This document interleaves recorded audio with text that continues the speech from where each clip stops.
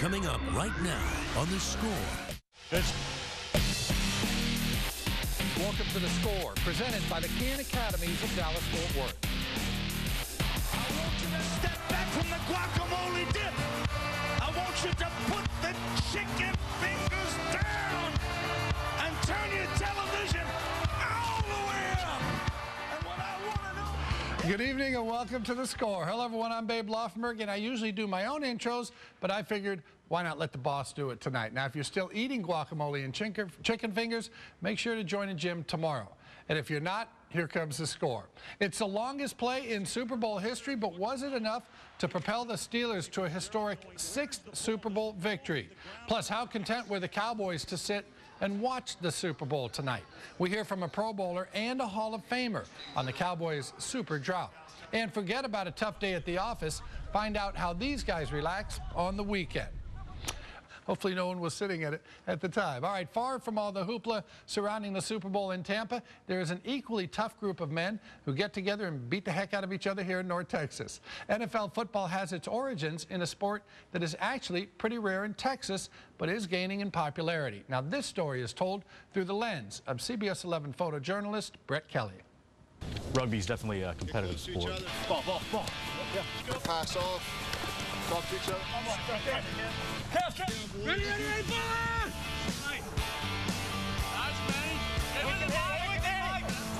Play on! I wouldn't necessarily say that any of the guys out here, you'd call them average.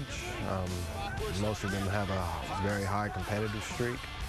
Oftentimes former football players or a lot of wrestlers. What you see from a rugby player is someone who wants a little bit higher level of a physical competition, someone for whom softball or a soccer club just isn't going to cut it.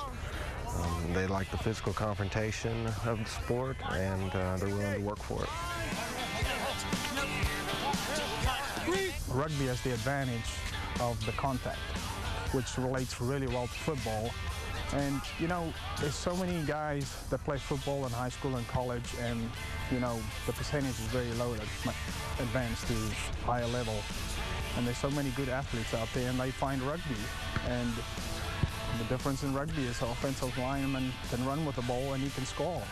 I mean, everybody touches the ball, there's contact, and it's a good sport to keep in shape. And, you know, 60–70% of our athletes that come here as ex-football players, and they never look back.